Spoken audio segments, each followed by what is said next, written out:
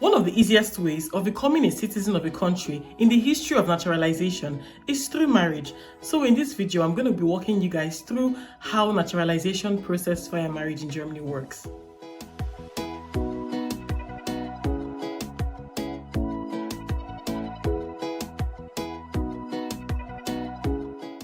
Hey guys, what's up and welcome back to another video. If this is your first time stopping by, let it not be your last. My name is Kelechi, by the way, and I make content about life in Germany in its entirety. So please go through my channel, and if that's your kind of vibe, if that's the kind of stuff you'd like to consume, then let's be friends, be a part of our community by clicking on the subscribe button as well as on the notification bell. That way, when next I have a video, you're instantly notified, okay? And to the new and returning subscribers, you guys are the very best. Thank you very much for being on this platform with me. And I really do hope you guys have a great time as well, okay? Now, without further waste of time, let's dive right into the video.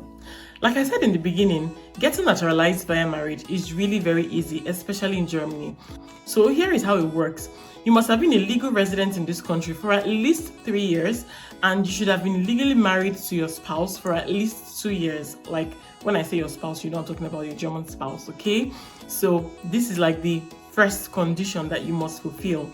And of course, just like getting naturalized after 8 years, 5 years, or 3 years, you have to fulfill these other criteria that I'm about to mention now, okay? The first is the German B1 language certificate. Now, there are alternatives to this. If you can't provide a German B1 certificate, then you should have studied in a German school for at least 4 years and you should have been promoted subsequently, or you should have gotten your school living certificate in Germany, or you should have done an Ausbildung in German language, or you should have done a bachelor's degree or a master's degree in German. So if you're able to provide one of these requirements, then the B1 certificate is not like you don't need to provide a B1 certificate. You get the point? Good. Now, the second criteria is that your source of livelihood must be secured, okay? Now, this mustn't be done by you if you are not working. Let me say you're a spouse to the German, be you a man or a woman, and for some reasons you can't work, you're a stay-at-home parent, stay-at-home mom, stay-at-home dad, or you're nursing a special needs child, then your German spouse in this case must provide sufficient means of taking care of the entire family, you inclusive, okay? And that covers for you in this regard. Like, they must prove that their source of income on a monthly basis is able to take care of the entire family at large before you can go ahead to, apply for this, okay? Now, the third criteria you have to fulfill is that you must provide an integrations test certificate. So this is also called Einbürgerungstest auf Deutsch. And you're exempt from writing this test if you have attended German school for 4 years and of course promoted to the next class subsequently, or you have done an Ausbildung or a university education where you had to deal with legal stuff. So take, for example, lawyers or journalists. So if your Ausbildung was in that area or your study in the university was in that area, be it bachelor's or master's, then you are exempt from writing an integrations test, okay? Now, the fourth criteria is that you should have been paying into the pension contribution. So this is particularly important if you have history with the job center, like if you're in a if you used to be in a relationship with the job center where they will be giving you support once in a while to take care of your living expenses, then this is very important for you. You have to prove this, okay? Now, the next criterion is that you should have a valid international passport as well as a valid residency permit.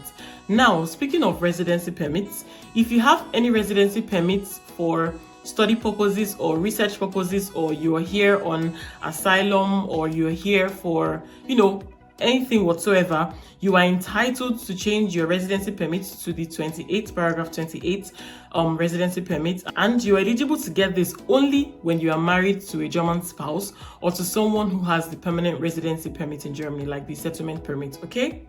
And last but not the least, you shouldn't have any criminal records whatsoever. So that means you are going to provide what's that thing called again? There's this document, I can't remember the name in German right now, but you get it, I think it's Führungszeugnis, yes. You will have to get a Führungszeugnis from the police in Germany. So yeah, these are the criteria that you need for you to apply for German citizenship via a German spouse when you are married, okay?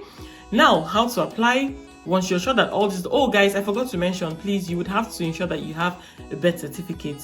You have to provide your birth certificate, and this has to be translated to German if it's not in German already. Okay, good.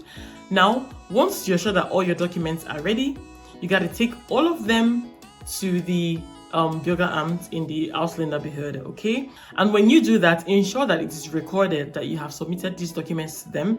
You have to sign a document indicating that you have submitted so and so documents to them. And usually it takes 3 months for you to get a response from them. But this largely depends on your city. It largely depends on the job that the authorities have at hand. So at the end of the day, you have to be waiting for anytime from 3 months and above. I actually know someone who got hers in less than 3 months. So like I said, it depends on your city. Some could take 6 months, some could take a year, some could take even up to 2 to 5 years. It largely depends on your city as well as on the population of people who have applied for a German citizenship there, okay? And very important to mention, if you're a woman and this applies to you, if, for example, you have been married for about a year plus, it's not up to 2 years, and you find yourself pregnant before it's exactly 2 years. So if at 2 years you would have given birth to your baby by then and you're nursing your child, it's most likely that you don't have the time to go around making this application and all whatnot. So again, depends on the office in charge. It depends on your city and the officer in charge. You can make this application earlier than 2 months, just a little bit earlier than 2 months. And of course, if it's obvious that you're pregnant and everything, then they could actually fast track it for you, like let you apply just a little few months before your 2 years. That is if you have a reason to, like I just mentioned now, if you're pregnant and then if by 2 years you would likely be nursing your baby and everything that comes with having a new baby, okay?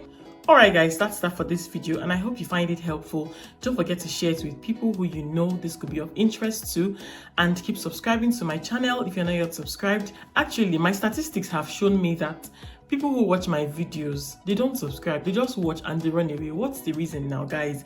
Let's keep growing this channel. Let's keep growing this platform. Please be a part of our community after you have watched this video by giving this video a thumbs up and subscribing, okay? And then I promise you to give you more content about life in Germany as a whole. And just like I would always say, if you have any video requests or you have any questions, don't hesitate to leave them in the comment section and I'll try my best possible to the best of my knowledge and in my capacity to answer these questions, okay? Alright guys, so I'll be seeing you in the next video. Bis dann, ciao!